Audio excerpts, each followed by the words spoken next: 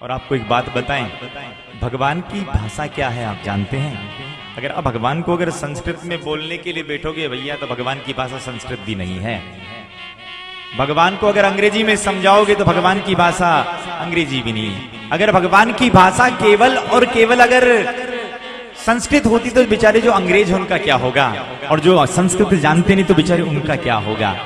तो आखिर प्रश्न उठता है कि भगवान की भाषा क्या है?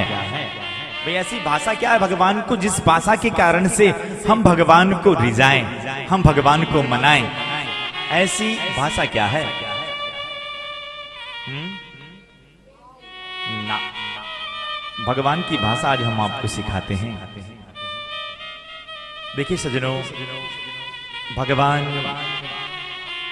ना आपकी वाणी की भाषा को जानते हैं, ना आपकी किसी भी शब्दों की भाषा को भगवान जानते हैं साहब। जैसे आप डॉक्टर के पास गए और डॉक्टर साहब को जाकर कहा, डॉक्टर साहब 4-5-6 दिन से बुखार आ रही है, तो डॉक्टर साहब सीधा आपको देखकर कहेगा कि एक काम करो, पहले जांच करवाओ।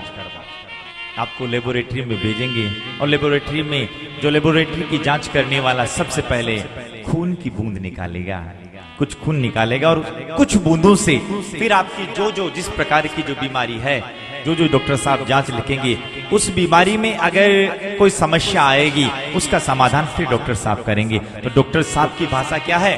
खून की बूंद। बिना खून की जांच के कोई डॉक्टर नहीं बता सकता कि आपको ये बीमारी है। ऐसे ही सज्जनों, भगवान की भाषा है और वो भाषा है आपकी आंखों की आंसू की बूंद है। बिल्कुल पक्का मानिएगा आप। भगवान कोई भाषा को नहीं जानते, बस जिसको भगवान के सामने रोना आ गया समझ लेना भगवान की भाषा सीख ली। अब अगर नहीं भी आए ना तो प्रयास करो भगवान के सामने बैठकर रोने का, थोड़ा रोने का प्रयास करो। हे भगवान, अब आंसू 1-2 दिन में आएंगे नहीं, थोड़ा प्रयास करो, क्योंकि भगवान को मनाने का, भगवान को समझाने की एक भाषा है और वो है भगवान के आंसू, अपनी आंसू की बूंद। अगर भगवान के आंसू की बूंद अगर आपको मिल गई ना तो समझ लेना ये आपको भगवान ने, क्योंकि भगवान के लिए अगर आपने रोना सीख लिया ना तो समझ लेना आपने सब कुछ सीख लिया। सत्य बात यही है। भगवान से कहो प्रभु कुछ आप दे ना दे, तो प्रभु आपको रिझाने के लिए आंखों में 2 आंसू दे देना, निश्चित हमारे जीवन का कल्याण हो जाएगा।